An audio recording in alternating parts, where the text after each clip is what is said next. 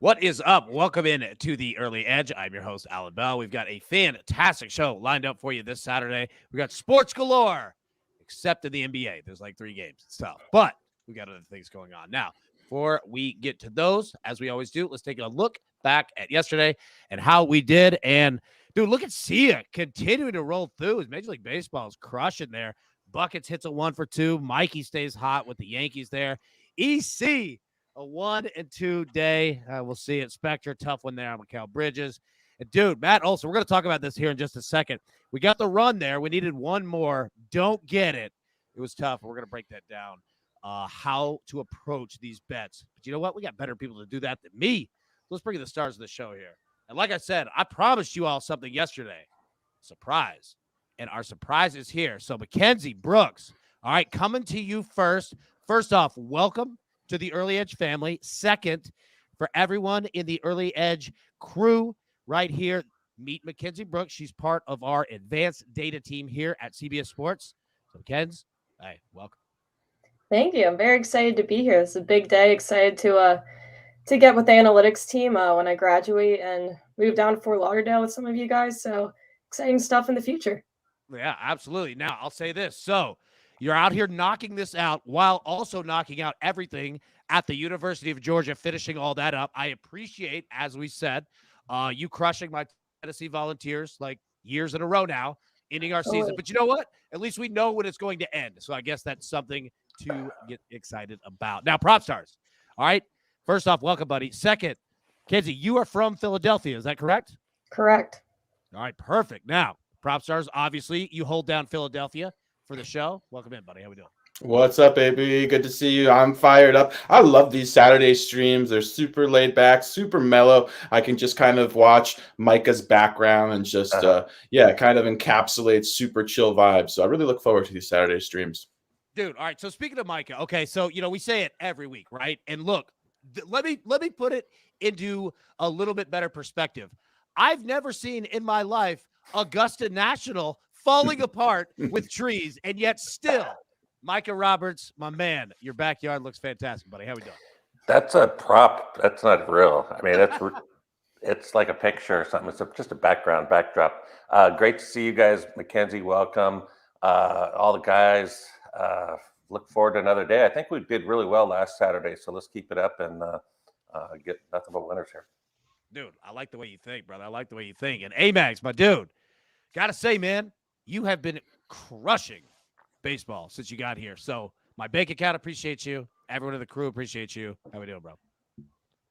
No, thank you, AB. Yeah, yesterday was a good day, 4-2. Once again, I'm tweeting out all my plays right onto my Twitter. So make sure you can follow me there, and then I'll be up on the SportsLine website soon. And welcome to Mackenzie. I do like the more mellow vibe here on the Saturdays. And once again, that background there for Micah, as AB was saying, it's raining everywhere, I think, except for his backyard. So yeah. Now I will say this, like, it would be funny if it actually were a prop and like he pulled it down and like obviously Micah being out on the West Coast, like it was just desert. Like that's all you saw, like just desert behind him.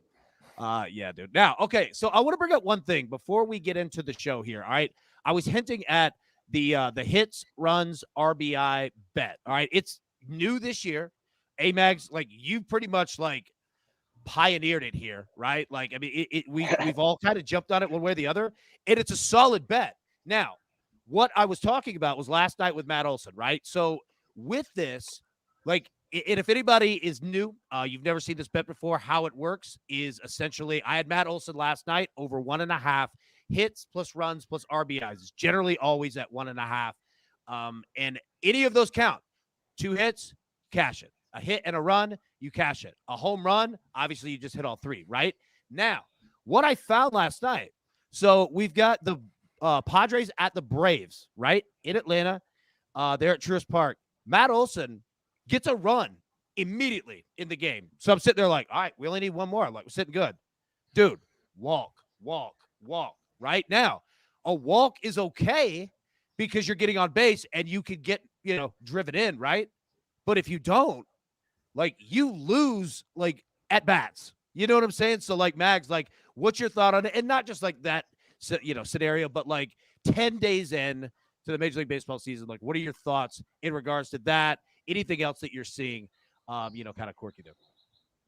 Well, it's a fun prop. The hits, runs, RBIs. I think the first day I brought it out on the show, I said there's a lot of paths to victory with that type of prop. So you could cash it without getting a hit. Like you said, you walk, you get driven in, there's a run. Next time you come up, there's a guy on third with one out, you hit a fly ball, there's your RBI, right? You didn't even get a hit, but you've cashed the prop. So there's a bunch of things that you can do with that, for total bases, you really are going to have someone that's hitting those doubles, or they're hitting that triple, that home run. They're getting on base multiple times, multiple hits. It's a little bit of a different way to go from the total bases that I think some people are more accustomed to. But that one thing, in particular, like you said, walks, he got 3 walks, and, one of those times he scored, but the other ones he didn't. I think those are the spots we want to be in, though. Like, it's tough to take a loss and then, tell yourself that you were on the right side. But I think that in those cases, especially with these props, like, you want guys that are getting on base a lot. So if it is a high walk guy or a high average guy, both would be great. As well, someone that maybe hits in the 2, 3, 4 part of that order, they're going to have RBI chances most likely. And then, with your walks there, if they're getting on base and they're in a strong lineup like the Braves, hopefully they're going to be driven in like we saw Olsen early in the game. So I think if you're picking on those guys, they're in a good lineup, good team. They can get on base a lot. They slug. Those are the guys you want to, in particular, look at. So we'll have some more of those coming out. No doubt. And like, it's the fascinating part, like, another portion, like you mentioned, like if you're picking a hitter that's essentially, 1, 2, or 3, statistically over a game, but really over, a month, a season, whatever, they're going to get more at bats, right? Like, you're going to get more attempts with those guys. And especially, those are generally your best hitters. But I think that, like, as we go, we're going to see, with different teams. I mean, take the Braves, for example, on the back end of their lineup, like their 7 and 8 are mashing like nightly. You know what I mean? So like, it's fascinating, man. Like, I just wanted to bring it up, get your thoughts. Cause like, we've all been playing them and they're super fun, but yeah, like, we're going to learn more as we go statistically of like where each team kind of finds like that perfect spot. Like, some could be 4, 5, 6, some could be 3, 4, 5. You know what I mean? Like, yeah, like I can't wait to find that part out. Now, Micah. Yeah, we'll put more of them out. Yeah. Oh, for sure. So we're in Bristol with NASCAR. That right? Dirt track? Well, I love Bristol, but I hate the dirt. And it's one of those races for tomorrow for Easter. We are going out on a Sunday. We're going to go have all seafood we can eat. And I'm sacrificing my Sunday, my viewing. It's always glued on a Sunday with football or the NASCAR or something. But I'm taking this day off because of the Bristol dirt race. And I'm just not fond of it. But I do have action on it. And I'll share what I have. Number one bet was Daniel Suarez. First of all, putting dirt over a cathedral of NASCAR is just shameful. They should have used like North Wilkesboro or some other track that's not in existence, a real dirt track for the dirt. So it's shameful for the dirt to be put on Bristol. But having said that, it's action. We're going to still bet on it. Daniel Suarez, 20-1. He's led 121 laps, the 2 races at Bristol with the dirt on it, and finished 4th in one, 12th in the other. He's going to be there for the value, for the price of everything, because the dirt racers like Kyle Larson and Tyler Reddick haven't won yet. Christopher Bell, those guys are the favorites. They haven't won yet on the dirt race here. Only 2 of them, but they were regular drivers, Joey Logano and Kyle Busch. So for that reason, I do have Tyler Reddick at 6-1, Daniel Suarez at 20-1, and I can't remember the last guy I had, but I didn't play Kyle Larson. I didn't play the favorite or Christopher Bell. Yeah, no, it makes sense. And I'll tell you what, I was going to throw it to you as we do every Saturday, our man Trent Wade, and what he's looking at and your thoughts on it. So he's big on Bristol, right? So let me put it to you in 2 different groups, okay? Yeah. So top 10s, all right? Daniel Suarez, top 10 plus 105. Yep. Keselowski, top 10 plus 150. I think you feel pretty good about Suarez, huh? I do. I like Suarez. And Keselowski, last year, one of his best races was on the dirt race. In fact, both of them, I think he's finished 11th the last 2 years and has been very good at it. So he might be one of those guys that has mostly asphalt experience that does well on the dirt track. All right, so second one here. All right, head-to-heads. Logano over William Bryan, all right, minus 102 at 2 units, and Suarez over Martin Truex Jr. at minus 112. Suarez and Truex will be close. Last year, Truex should have, was it the first year? I don't know. He led like 121 laps and then got in some trouble late. He was winning the race, green, white checker, and then he lost the race. So he was there, but I don't know about his car as good as the one that was 2 years ago. And who was it? William Byron? Yeah, I got you right here. Yeah, Suarez over Truex Jr. and Logano over William Bryan. Yeah, Logano has taken up to this. He's really good at it. So for the value, that's the other guy I bet, by the way. He's 15-1. So definitely like him. Yeah. Nice. All right, last part here. Outrights. Logano outright plus 1,000 quarter unit. Suarez outright plus 2,000 quarter of a unit. Briscoe outright plus 800 quarter of a unit. And Keselowski outright plus 3,000 at quarter of a unit. I think you've kind of broken those guys down. Yeah, I like them. I like them a lot. Good luck. I think he did pretty well last week too. Yeah, dude, you both have. Like, that's the best part. Like, that's why I bring this up every Saturday. If anyone wonders, like, first off, we talk NASCAR because Mike is like the best in the game at it, right? But number two, like, I like to bring up bets that are out there so we can just discuss more. You know what I mean? It's fun. Yeah, absolutely. I love it. Thanks. Yeah. All right, let's get into our best bets for today. But I'll tell you what, before we do, all right, let's take a quick break and hear from one of our partners. Get breaking news. Big news coming out of the NFL today. Highlights and instant reactions. The largest final round comeback in Ford championship history. We're down to the final four. I just want to take time to analyze greatness. Talk winners and losers with a guy who's already a big winner. CBS Sports HQ. It's all sports all day long. And if anybody's going to be around at about 11:45 a.m. Eastern, it's going to be me and Coach on HQ having fun breaking it down. So, yeah, download that CBS Sports app on your phone, tablet, any of your devices, or on your TV. And you can click it right there, jump in. Always free, always fun. All right, let's get to our best bets for today. And Mags, dude, I'm coming right at you, dude. You're hot at the plate. Let it rip. What you got, bro? Yeah, well, we're going back to the diamond once again. Obviously, loving on some baseball props. And the first play I'm going to have, I'm going to go to the Mets game. Kodai Senga, 5+ strikeouts, and the Mets to win. You can find this on a few different books. I went with DraftKings just because it was at plus 105 there. Senga, he was better than a K per inning in Japan. Obviously, you come to the MLB, the hitting is a little bit different, a little bit stronger. But this Marlins lineup has proven to not be one of the stronger lineups in the MLB. They've been striking out a ton, over 30% of the time. And we saw Senga first start against this Marlins team. It was down in Miami.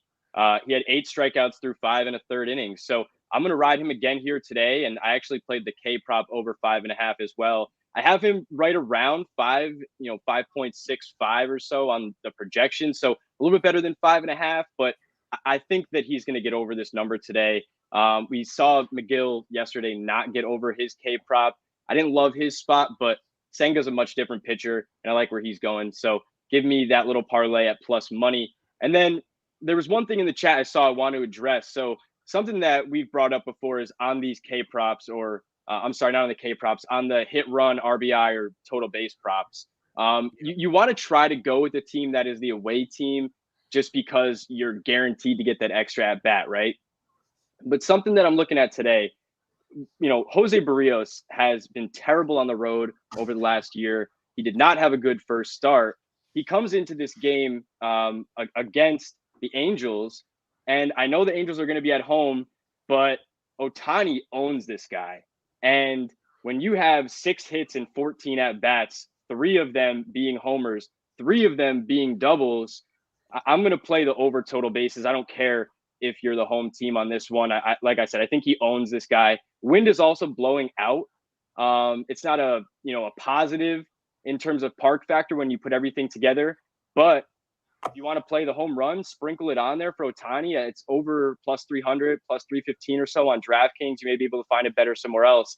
I'd sprinkle that too. I think he may get Barrios with one here today. So those are my 2 plays. And, like we said, there's a couple things in the chat that maybe I can address after everyone else goes, but there were a few questions. So Yeah, dude, we'll get to it for sure. And what you just said too. Like, yeah, like I know that we're not huge on trends in terms of playing it, but we are big on just like facts of baseball life, whichever sport we're talking about. Like, yeah, like if a hitter owns a pitcher or the opposite, like it generally plays out. I'll say this: if I ever catch Paul Goldschmidt for the Cardinals, all right, and he's facing a lefty that has an ERA basically above 3.75. Like, I'm mashing everything with Paul Goldschmidt because he just mashes lefties. Yeah. You know what I mean? So, yeah, dude, for sure, man. All right, good call there. All right, Mackenzie, I have made you wait long enough. I apologize for that. But I'll tell you what, you're going to the NBA, and look, I'll give you props because there are 3 games, and it is incredibly difficult today. So I respect and appreciate you going right to the top. Let it rip. Yeah. We're going out guns blazing. I'm playing with fire a little bit here, but for those who want to ride along with some NBA plays, we can ride this roller coaster together. Not a lot to look at, as you said, not a lot of lines out. One thing I do like is Anthony Edwards over 24.5 points. This is a team that's playing for something versus a team that isn't. I think the Timberwolves will give their key players plenty of time to get done what they need to do. Yeah, Cat is questionable. Even if he is in the lineup when they were both playing and they both had 30-plus minutes, Edwards still put up 23 points. And with Cat questionable, I think there's plenty of room to surpass that. Our Sims have him just over 24.5 at 25.5. But with this Spurs defense, who's already not playing for anything and barely wants to play defense even when they try, I think there's a really good chance that Edwards can go past this number. The Spurs allow almost 123 points per game. That's 5th worst in NBA history. So I think for a team that's looking to play for something, they can get this done. I was going to say, the funny part was like the Spurs, when they're trying, gave up a ton of points. Right. Yeah. All right. Did you have one more play? A side total here? I did. This will definitely be up for interpretation when we hear lineups as they come out. I like taking the Jazz plus the 7 right now while I can. Some books have moved it down to 6.5. Again, these are 2 teams essentially playing for nothing. So we will not see many key starters at all. The Nuggets rested everyone in Phoenix. I don't see why they wouldn't do the same here. And when Jokic isn't playing, they're 1-6 in their past 7 games without him. So I like the Jazz that they're home. This is their last home game. They want to give a big hoorah performance for their fans. And not to mention, in general, they are just a top team against the spread. 11-4 against the spread at home as underdogs. So we have to wait for some lineup situations. But given that I'm assuming most of the Nuggets all sit, even the Jazz are sitting a lot of players, but I like that they have that home edge and that they're great against the spread at home as underdogs. Nice. Now, I'll say this. All right. First, 2 great picks, but the most important, well done. All right. Well done on your first. I'm telling you, look, you just crushed how I did on my first one. Like, I was a blibbering idiot, right? Like, you just nailed it, drilled it. So well done on that one. Oh, yeah, absolutely. So welcome to the fam. So glad to have you. An excellent job on that one. All right. Micah Roberts, my dude. Got a couple plays for us, buddy. Break them down, man. What you got? Yeah, we got streaking Rays. They started out 7-0. And the funny thing about them is that they have won by 4 runs or more. So they're covering on the run line. I do not suggest playing the run line, but I did play it today because I got over $1.25 of value from the price. It's like $2.65 or $2.60, whatever it is. And then to lay $1.38 was the price that I laid on the run line. And I got everything saying with the Rays hitting well, pitching well. And today the pitching, I mean, they could win 1-0, but they've been averaging 7 runs a game, been batting .290. It's Jeffrey Springs. This guy in spring was absolutely incredible. 14 innings pitched, no runs allowed, 24 Ks, 2 walks. Comes into his first game in the regular season, 6 innings pitched, no runs allowed. He has allowed no runs through spring or the regular season so far, and the Rays are perfect. So this, to me, even 4.5 for the total runs for the team, I like over on that as well. Can't really trust the A's much, but I can trust Fujinami, who allowed 8 runs in his last start after having a relatively good spring. Not a lot of people hit him during spring, but the Angels certainly did his last game. So The Rays in this one on the run line, that's one of the plays. Then we're going to go over on the White Sox-Pirates game. The wind's not blowing out. It's 55 degrees, but the White Sox are hitting the ball. They've gone over 7 straight games, absolutely killing it offensively. It's their bullpen and starting pitching that can't get anybody out, and it's the reason why they're 3-5. They've had 7 of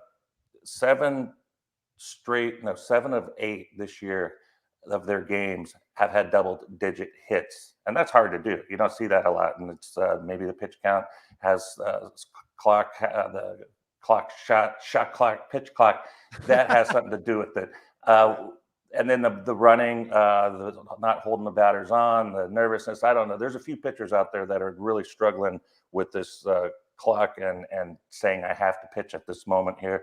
And Vincent Velasquez, he's hit or miss, but mostly miss. But the Pirates have won 4 straight. They're looking great. They're fired up. Very emotional yesterday with Andrew McCutchen. I mean, he was at the plate when his first at bat after returning. Stops in San Francisco and Philly, but he's back home where he should be. Hopefully he retires a Pirate, and hopefully he carries them to some excitement. I'd love to see this is my team that I root for. Pirates baseball in April, 4-game winning streak. I'm fired up. I love it. And so, White Sox, 287, opponents batting 298. I mean, it's a over right then. So it went from 8.5 to 9. Yeah. And I'll say this, dude. Pirate Stadium, one of the most beautiful, like in all of sports. Yeah, it's definitely PNC, top 3 for me. Yeah, PNC is nice, dude, for sure, man. Absolutely. All right, my man, Propertunities. All right, been waiting it. You're in the Maestro spot. He allowed it to happen because it's you. He wouldn't have let me do it at all, but it is you. The Maestro likes you. Break it down, buddy. What do you got? Appreciate the vote of confidence, Maestro. We're sticking with K-props. We're in those MLB streets. We're going Milwaukee pitcher Eric Lauer under 5.5 strikeouts. I like this prop for a variety of reasons.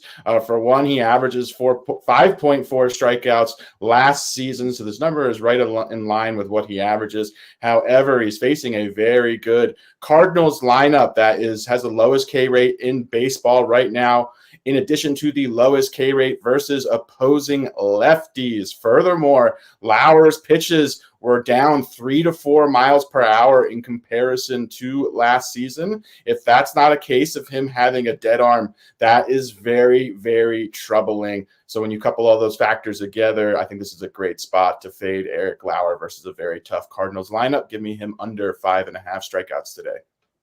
PropStarz. Okay, so I know Coach has said it a bunch, but we don't discuss each other's picks before the show. Like, we email them in, compile it.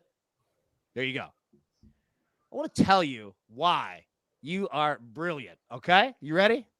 Everybody, grab your paper, grab your pencil. Let's take a look at the recap here. And I'll tell you what, I'll start first.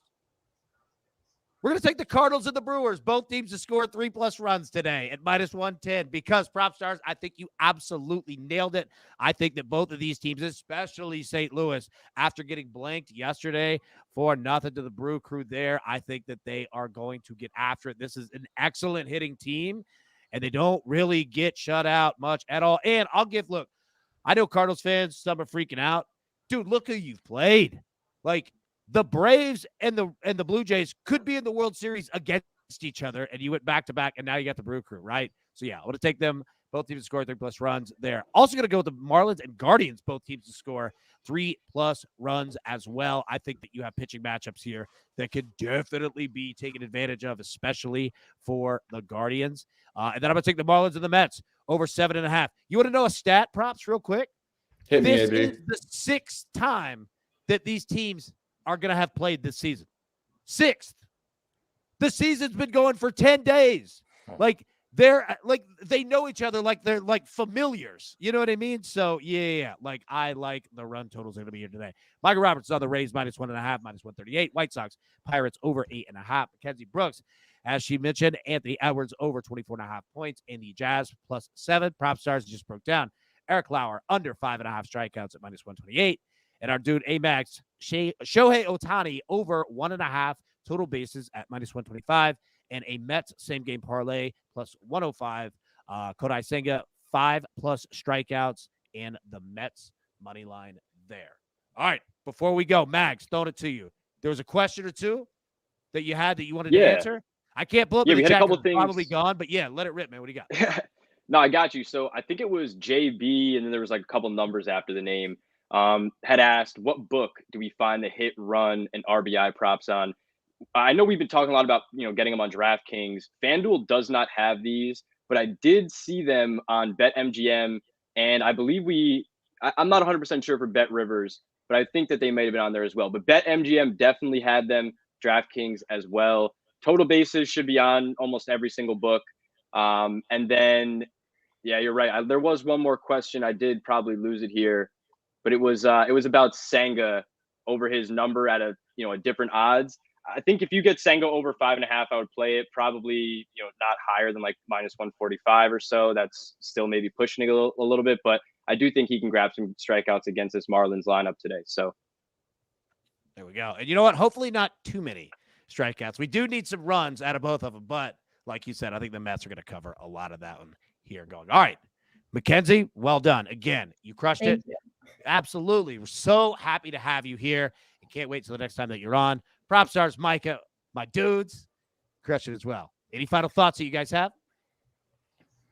All right. Go Birds. Good to go. Have a day. All right. We'll be live Sunday morning, same time, 10 a.m. Eastern, breaking all of the picks down that we just gave out today. But until then, everybody, best of luck. It's Cashy's Tickets. We'll see you Sunday. Thanks.